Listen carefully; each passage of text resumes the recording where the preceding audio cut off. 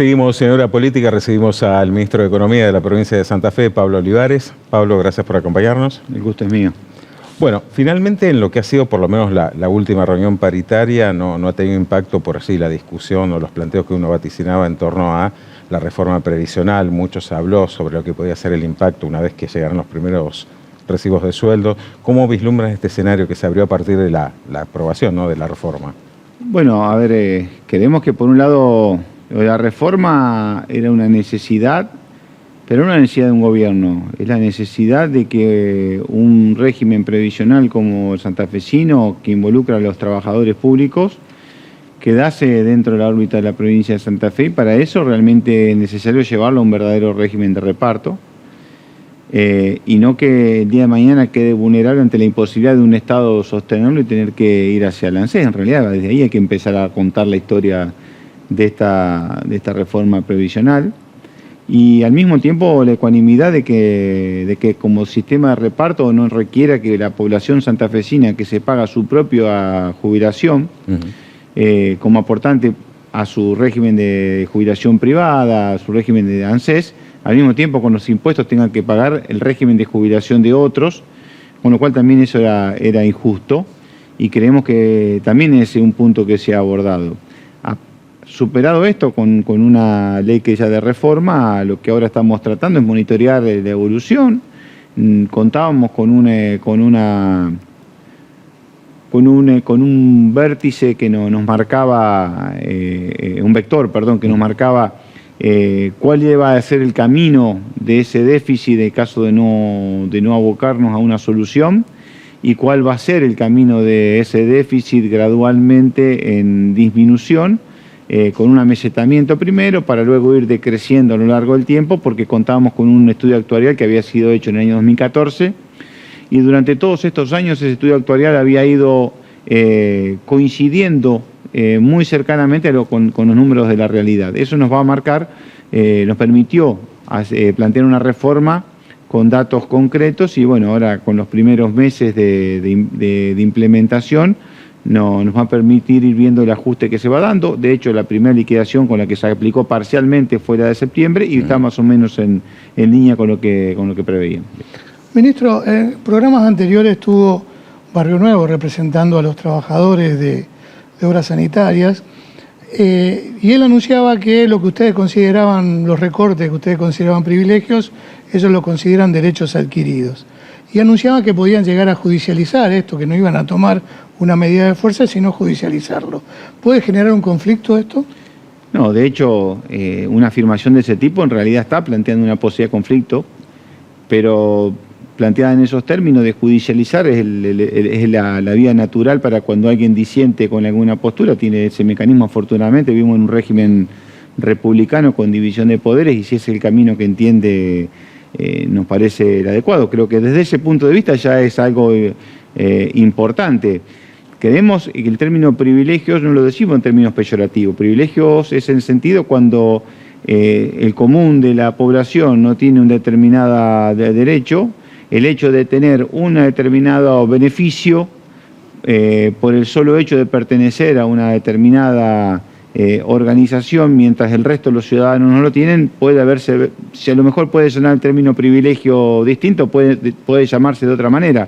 Lo que hay que tener claro que no toda la gente tiene ciertos beneficios, mientras que al mismo tiempo se cuenta con determinadas condiciones que no toda la población está en condiciones de utilizar, y sobre todo en un servicio que es un servicio esencial, en una organización que ha ido a lo largo del tiempo perdiendo la autarquía elemental para prestar ese servicio, y que hoy se basa no solamente de lo que pagan los usuarios, sino también de lo que pagan los contribuyentes, con lo cual, a ver, estamos ante quien hoy utiliza un servicio de agua y saneamiento, está pagando dos veces.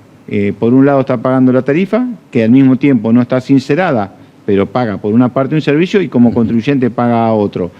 Creemos que ese sinceramiento requiere dos cosas: requiere sincerar la tarifa, pero al mismo tiempo adecuar los costos a lo que realmente es una empresa que debe ser productiva. Para ser productiva es una cuestión ingenieril, pero al mismo tiempo que los costos que implica cada componente de ese servicio sean los razonables.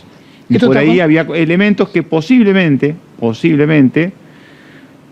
cuando se invocan como derechos adquiridos cuestiones que fueron plasmadas posiblemente 50 años atrás, hay que ver hacia dónde ha cambiado el mundo y si determinadas cuestiones que eran consideradas elementales en ese momento, hoy de alguna manera no suenan a una cuestión diferencial con respecto al ciudadano común. ¿Esto que pasa en agua está concatenado con lo que pasa en la EPE también? Tiene que ver con eso, pero en realidad yo lo pondría en otros términos. Hoy el Estado está llamado a hacer su propio examen de eficiencia. De hecho, en la Administración Central, en todos los ministerios, lo hemos hecho a lo largo de distintas conductas y exámenes que nos hemos autoimpuesto, que han permitido hacer eficiencias muy importantes en distintas órbitas, y creemos que las empresas del Estado son parte también necesaria de ese examen de eficiencia, porque es fácil cobrarle más al usuario, cuando antes en realidad uno tiene que partir de que si le va a cobrar algo más al usuario, primero tiene que saber que está insumiendo los costos estrictamente necesarios para producir ese servicio. Ese examen de eficiencia implica revisar muchas cosas. Cuando hablamos de determinados temas es entender de que un salario no es para nada un privilegio. Ahora, cuando estamos viendo de la gratuidad de determinados bienes, creemos que por ahí, digamos, estamos hablando de un trabajador, pero al mismo tiempo es usuario, en este caso de energía eléctrica.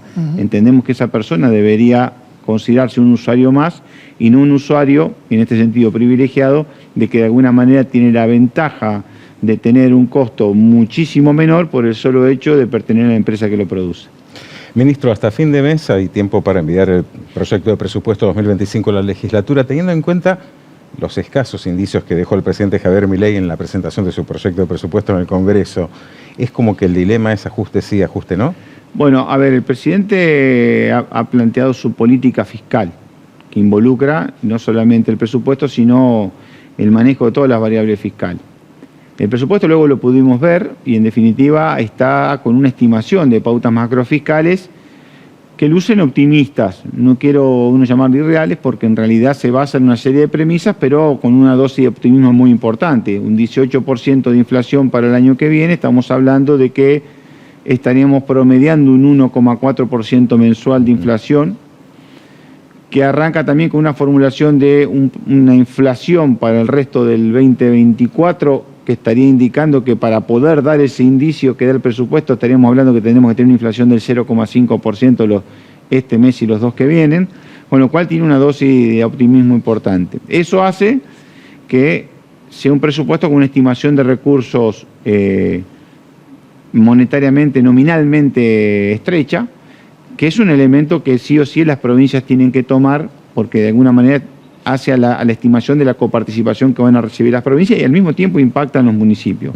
Eso nos lleva a que tengamos que presupuestar, primero considerando esa variable que tiene que ver con lo que es ni más ni menos que 2/3 partes de los recursos tributarios de la provincia. A partir de ahí, redobla el esfuerzo del concepto de eficiencia que tenemos que tener. Lo que estamos haciendo en la eficiencia de la gestión, lo tenemos que plantear a la eficiencia a la hora de la presupuestación.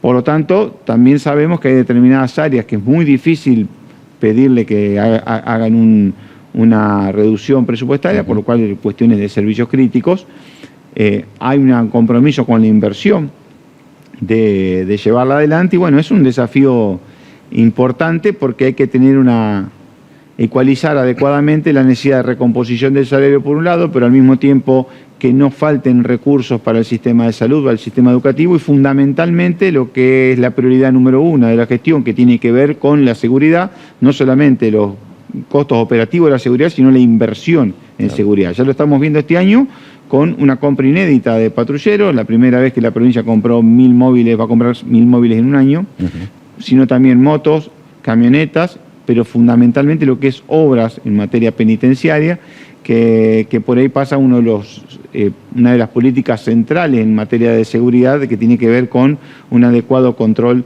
del sistema penitenciario. Esa es la prioridad 1 y al mismo tiempo después comparten de alguna manera ese ranking la inversión concretamente en equipamiento educativo y la inversión en materia productiva fundamentalmente en infraestructura vial y en energía.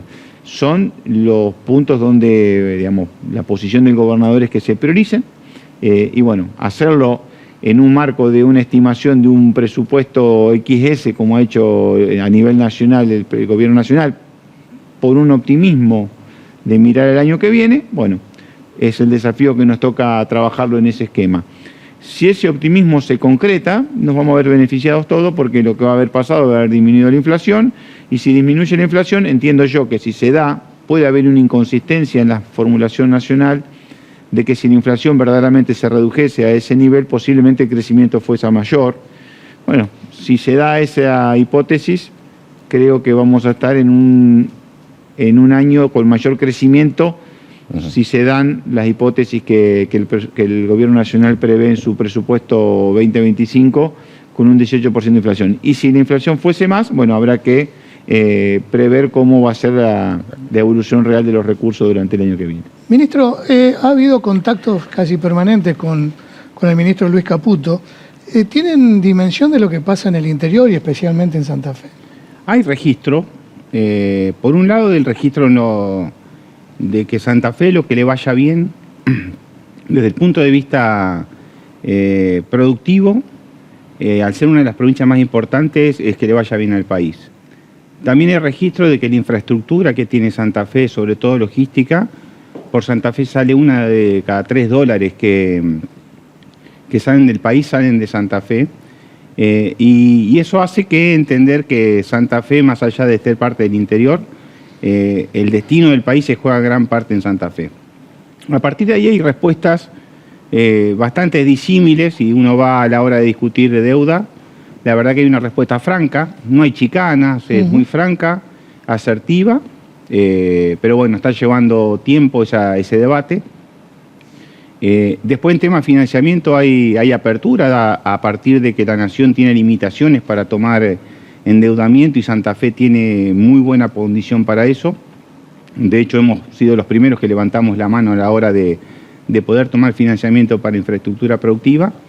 Y sobre todo en lo que tiene que ver asistencia productiva, también el Estado Nacional se ha mostrado muy proactivo en eso. De hecho, Juan Paso, uno de los ministros, uno de los secretarios, ha estado siempre presente, y muchas actividades aquí en Rosario.